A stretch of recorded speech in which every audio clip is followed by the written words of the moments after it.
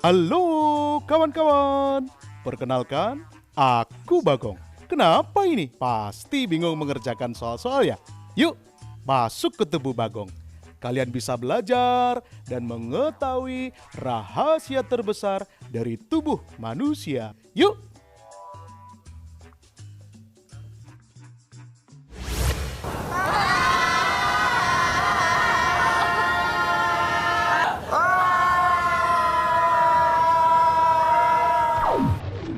Dalam tubuh manusia, terdapat jutaan sel yang membentuk jaringan, organ, dan sistem organ sampai menjadi tubuh manusia.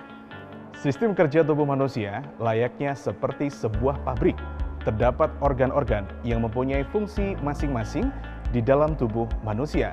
Kita akan mengetahui rahasia cara kerja tubuh manusia hanya di Museum Tubuh pertama, terbesar, dan terlengkap di Indonesia, The Bagong Adventures.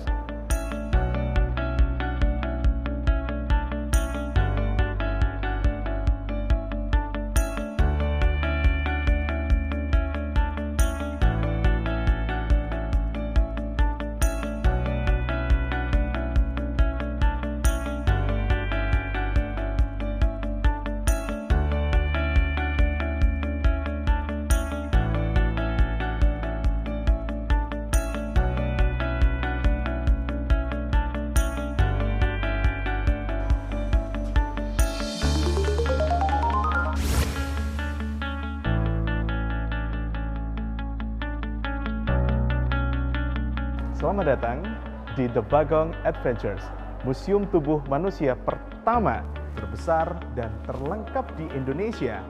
Tempat ini merupakan salah satu wahana terbaru di Jatim Park 1. Bangunan 6 lantai di atas tanah 1 hektar ini akan membawa kita belajar dan mengetahui cara kerja tubuh manusia, mulai dari gigi, telinga, mata, otak, dan masih banyak organ-organ yang bisa kita pelajari.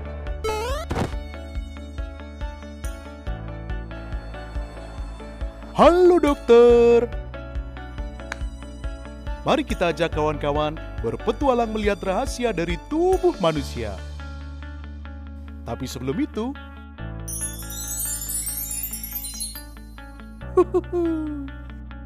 ayo kita berangkat.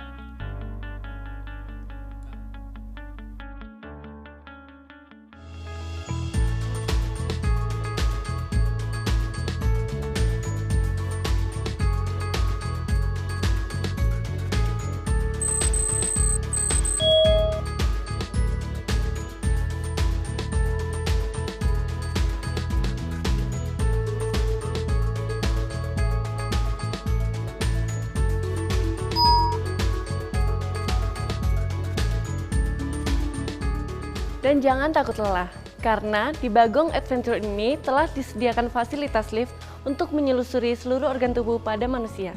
Yuk mari kita mulai petualangan kita. Halo semua, selamat datang di zona mata. Mata merupakan indera penglihatan kita.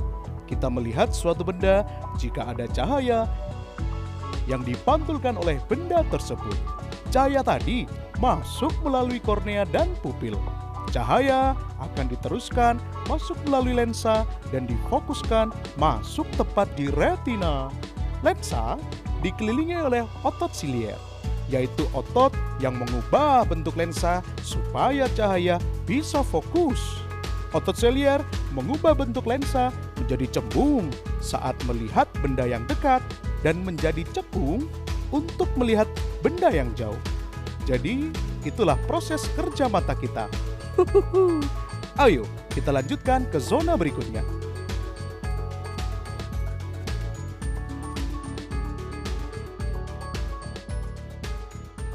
Ya, kita sudah sampai pada zona mulut.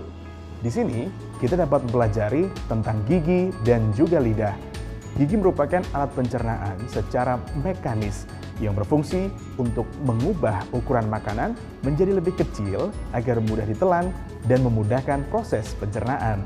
Sedangkan lidah memiliki ribuan reseptor perasa yang berfungsi mendeteksi 5 rasa. yaitu manis, asam, asin, pahit, dan umami.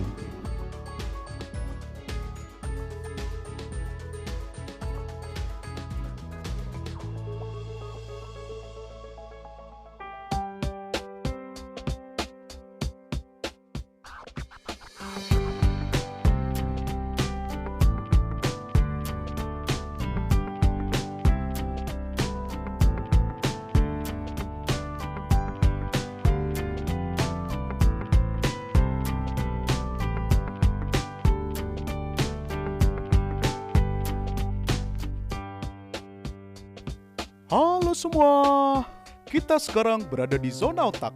Kita akan mengetahui fungsi dari bagian-bagian otak pada manusia. Mari kita perhatikan hologram berikut ini. Otak pada manusia merupakan organ yang paling kompleks yang berfungsi mengatur segala aktivitas manusia dalam melaksanakan tugasnya. Otak memfokuskan bagian-bagiannya untuk melakukan tugas khusus. Otak terbagi menjadi bagian depan untuk berpikir, belajar, penyelesaian masalah, merasakan, dan emosi. Bagian atas untuk indera perasa dan sentuhan, nyeri dan suhu. Bagian samping kanan dan kiri untuk mengenali suara dan berbicara. Bagian belakang menerima sinyal dari mata, mengenali bentuk dan warna. Itulah fungsi dari otak kita, kawan-kawan. Kalau begitu, ayo kita lanjutkan petualangan kita.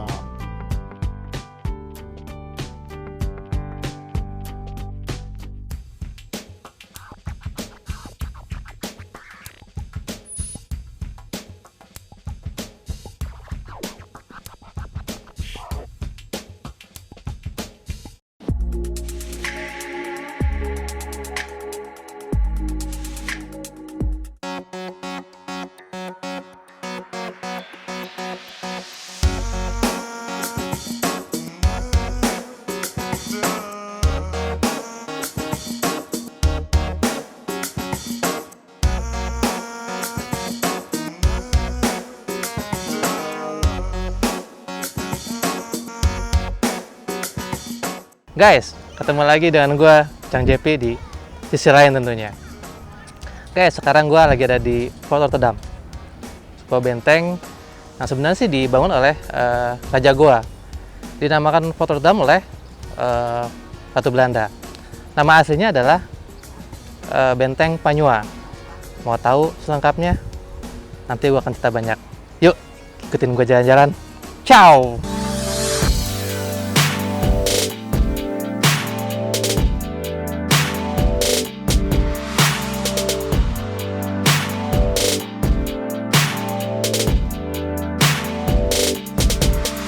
Guys, sekarang gue lagi ada di sisi depan benteng Fort Rotterdam kalau orang-orang sini bilang. Sebenarnya gini guys, ini benteng tadinya gue pikir yang bikin company. Seperti gue niat banget nih company ya bikin benteng setebal ini buat ngelindungin negeri jajahannya. Gila bener. Tapi ternyata setelah gue bertanya sama penjaganya, terus gue baca literaturnya, ternyata yang bangun guys Raja Goa 9 yang diterusin sama anaknya Raja Goa 10. Benteng ini dibangun sebenarnya sebagai benteng pengawal dari benteng induk yang ada di Goa. Jadi benteng ini sebagai benteng pengawal. Nama awalnya benteng ini adalah namanya adalah Benteng Panyua, artinya adalah benteng yang namanya penyu. Itu awalnya guys. Selanjutnya datanglah company itu yang dipimpin sama Cornelis Spelman. Nah, untuk menghargai jasa-jasa si Cornelis Spelman itu, maka dinamakanlah ini Fort Rotterdam. Setelah Belanda masuk di sini, ini menjadi tempat yang pemerintahan Belanda, terus pusat kotanya lah dari pemerintahan kolonial Belanda. Banyak bangunan ya, diantaranya juga ada penjara buat mengasingkan itu tadi pahlawan-pahlawan nasional ya. Salah satunya di Ponorogo. Di pojok sebelah sana itu ada sebuah ruangan tahanan. Sebenarnya pintunya tinggi, tapi karena Pangeran Diponegoro itu nggak mau tunduk sama Belanda, maka akhirannya itu pintunya dibikin pendek, sehingga ketika masuk mau nggak mau Pangeran Diponegoro mesti menundukkan badannya. Jadi seakan-akan Pangeran Diponegoro tunduk sama Belanda, padahal itu memang sengaja dibuat seperti itu, guys.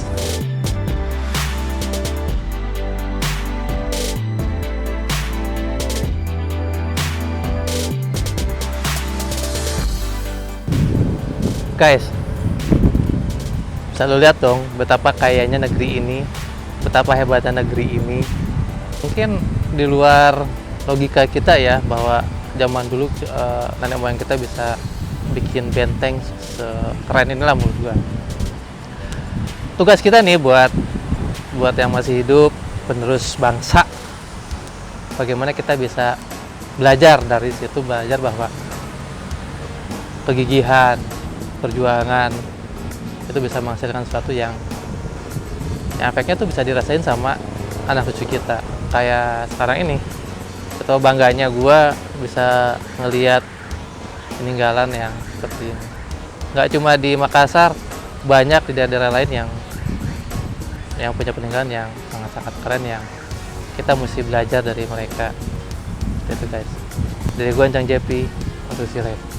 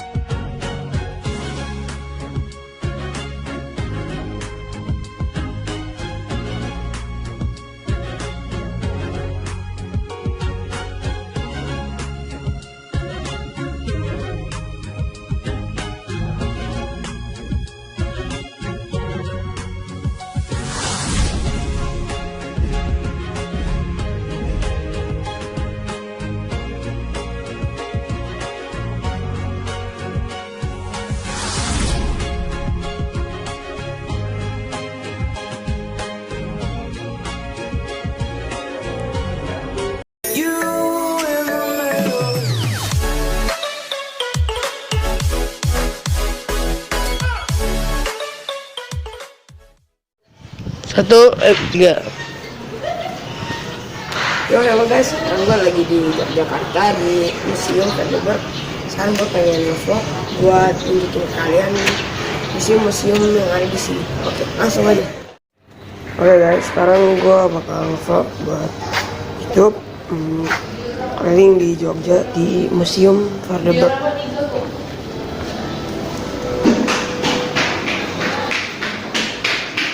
Kita bakal mulai masuk.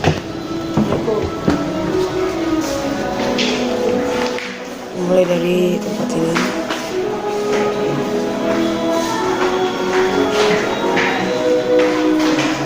Bersatunya TNI dan rakyat. The Unity Betawi Indonesia National Army and People.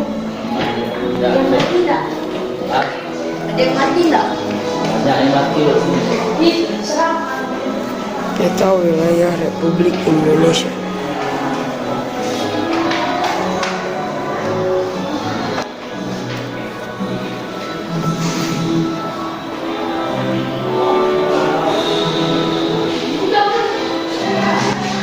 Gua nih tempatnya lumayan. This is stasiun.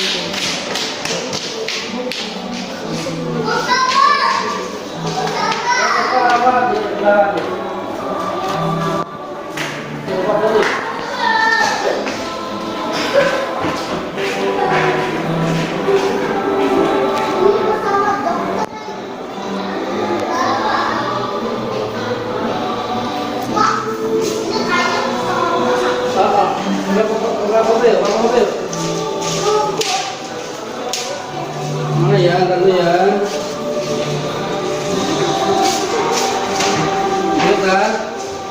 Kak, masa nggak tahu lihat, Kak? Ke tengah. Ayo, ke tengah lagi. Cis, 1, 2, 3. Enggak. Yang ini yuk, sekalian. Ayo, berdua. Ke tengah. Makan. 1, 2, 3, ayo.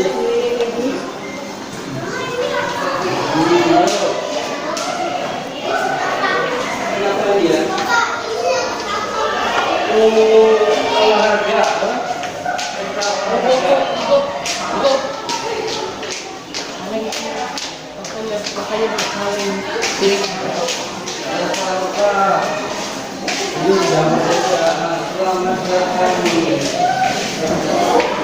Mungkin ini yang seperti itu adalah kendaraan yang masih tersisa dari bekas perang.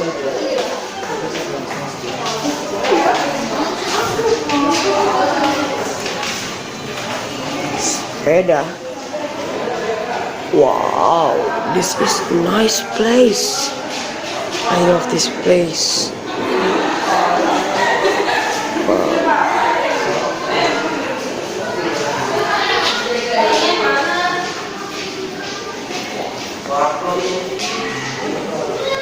Karyo utama.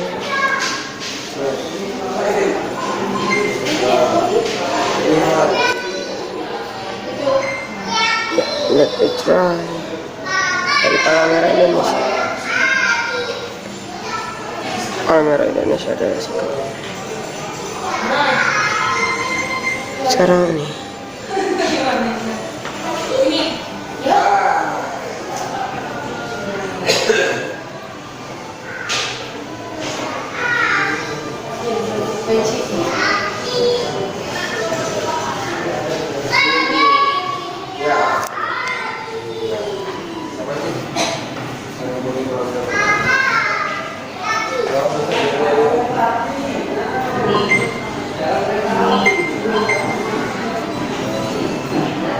Ada museum. Kembali lagi di tempat ini.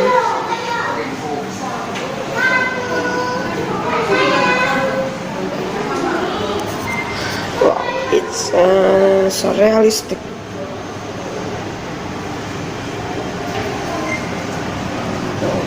See.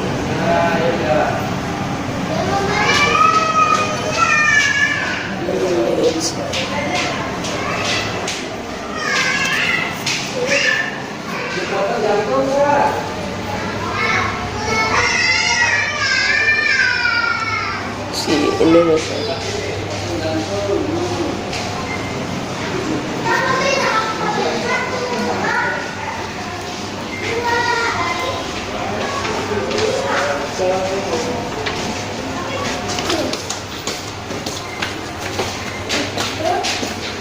Hai. Sekarang kita lagi ada di mana nih guys? Iya, ada di JNM. JNM itu singkatan dari apa dulu? JNM itu Jogja National Museum. Ya, jadi di sini kita mau datengin ya festival terus kayak pameran seni rupa kontemporer. Namanya Arjo. Langsung aja. Ikut masuk.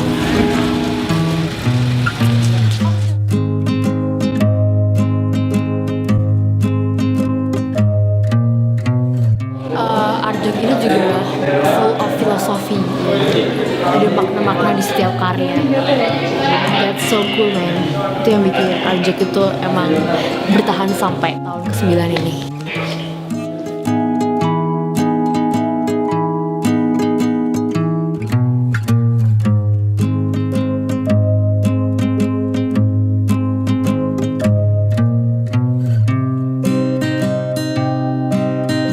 Kita butuh waktu berapa menit untuk melanjutkan video.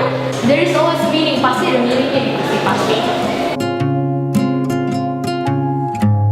Jadi kayaknya bumi kita tuh udah terlalu, tanah udah terlalu capek sama yang namanya bangunan. Sip. Dapat dia. Dia bener banget.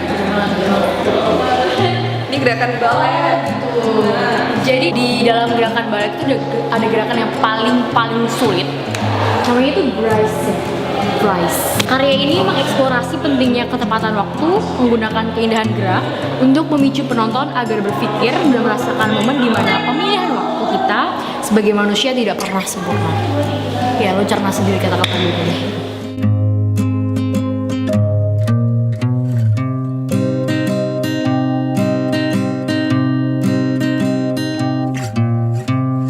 Rame banget. Rame bun. Dan semuanya foto-foto. Kita kesini itu semuanya pokoknya wow keren. Tapi kita nggak ngerti detailnya gimana. Tingkat kesulitan dari lukisan ini atau ini itu kita nggak ngerti sebenarnya. Lukisannya kayak versi Alice in Wonderland, apa Alice gitu loh, film. Ini kayak aku sih ngeliatnya kayak di rumah makan Jawa gitu ya. Jadi ini judulnya Papat Kiblat 5 Pancer. Seorang manusia hidup bersama dengan 4 sosok saudara, air, ketuban, ari-ari, darah, dan pusat, yang menjadi sebuah simbol perlindungan diri dari bahaya. 1, 2, 3, 4. Nah itu tuh yang namanya tuh kiblatnya, papat kiblat. Dan ini adalah 5 pancer. Jadi ya gitulah tadi yang kita omongin. Iya itu. Ini paling Instagramable, sering banget gue lihat di Instagram. Kalau misalkan lo pada upload Instagram tuh di sini tempat ini. Sama yang depan itu loh. Iya, sama terowongan depan. Udah deh, ramai banget. Jadi ini tuh karya-karya yang dijual, dan kalau kalian udah lihat itu udah bolong-bolong, tentunya udah dibeli. Di sini tuh ada harga per meternya dan lain-lainnya. Oh ya, Per senti coy, per meter. Seninya mungkin di karya dari Aditya Gopali. Apa aja? Lukisan pemandangan alam yang menggambarkan buah-buah gunung menggapit matahari, belatar sawah dengan sebuah jalan di tengahnya. Mungkin bisa lihat ini contohnya kali. Oh, ini sketsanya. Tempatnya estetik gila.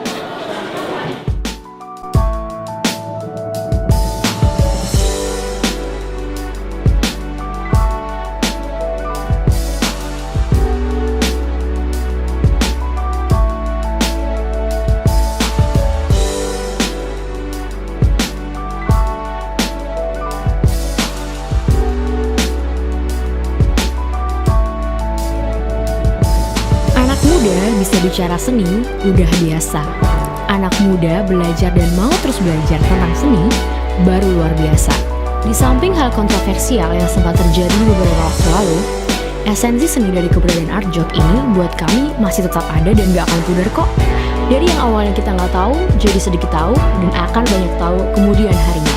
I hope you can enjoy this video. Don't forget to like and subscribe, and see you on our next one.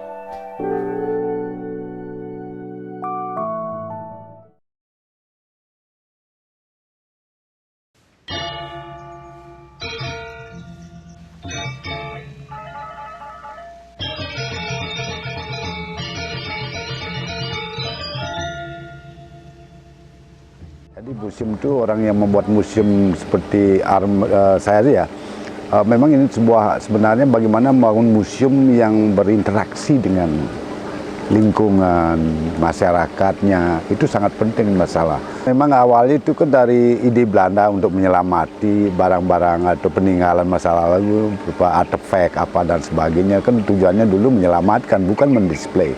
Dan ke depan itu tidak bisa kita harus membangun pemikiran baru ya tentang museum, biar museum itu benar-benar seperti membangun pura itu ya.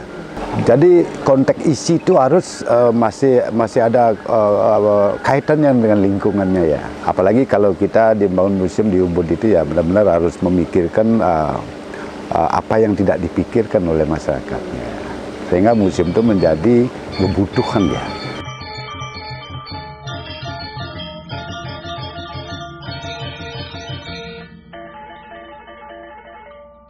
Ya, saya itu waktu itu kan memang sudah terlibat di dalam memasarkan, mempromosikan karya-karya produksi masyarakat kita. Ya di waktu itu ya di Kuta, di Denpasar, ya di Sanur, bahkan sampai ke luar negeri ya. Karena kita memang promosi itu kan tetap penting ya.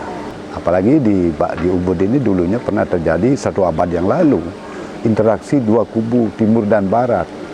Dan terjadi di sini di dalam hal interaksi seperti flowers and bees ya. Orang Bali menyerap sesuatu yang baru dari seniman-seniman asing yang tinggal di Ubud, dan mereka pun menyerap sesuatu yang baru. Itu yang menarik.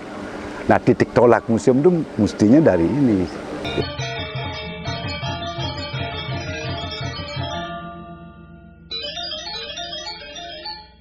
Saya mulai 78 tuh memasarkan dia.